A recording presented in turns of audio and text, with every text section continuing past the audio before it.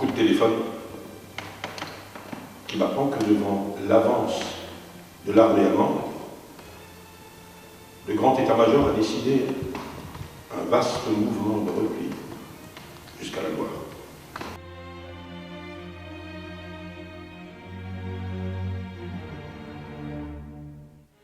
On s'étonne que je sois encore là et que je n'ai point fait évacuer ce qui reste des services civils administratifs.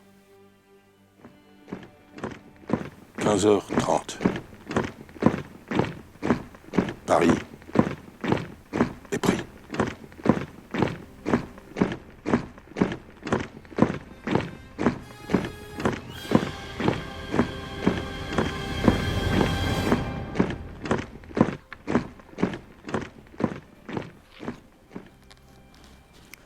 Je fais 2 lettres.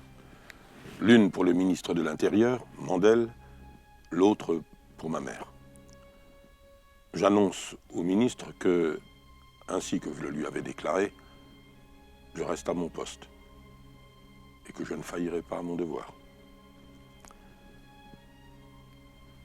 Bien chère maman, bien chère sœur, quand vous lirez cette lettre, sur ordre du gouvernement, j'aurai reçu les Allemands au chef-lieu de mon département et je serai prisonnier.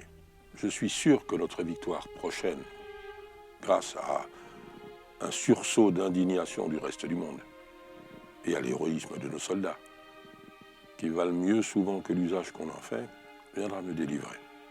Post-scriptum, si les Allemands, bon, ils sont capables de tout, me faisaient dire des choses contraires à l'honneur, vous savez déjà que cela n'est pas vrai.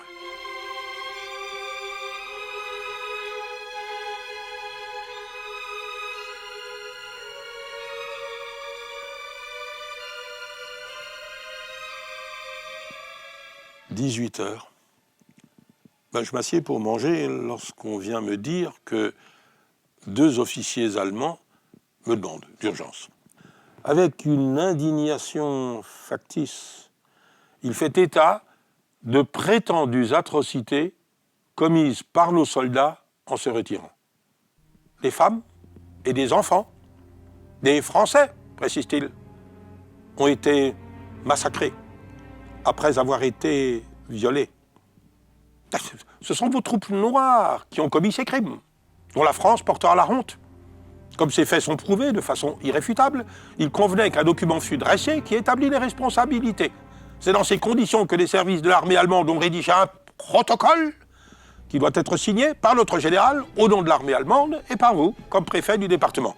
Il me reproche aussi avec emportement d'être resté à Chartres pour provoquer les Allemands. Et je suis resté parce qu'il était également de mon devoir de ne pas abandonner mes administrés. D'ailleurs, j'en avais reçu l'ordre de mon chef, le ministre de l'Intérieur. C'est alors mon bourreau numéro 1 qui intervient dans un état de surexcitation considérable. Quoi, vous osez parler de votre chef? Vous osez parler du juif Mandel?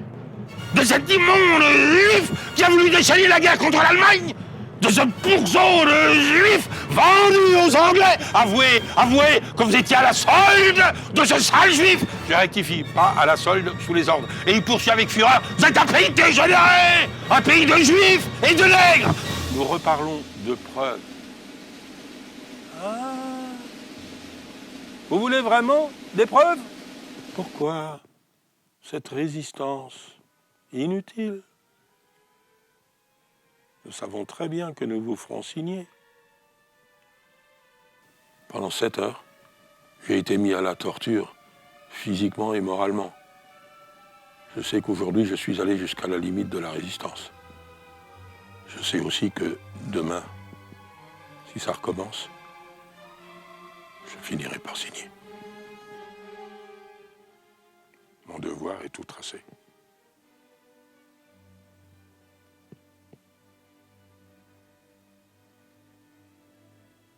J'ai déjà compris le parti que je pourrais tirer de ces débris de verre. Je pense qu'ils peuvent trancher une gorge, à défaut d'un couteau.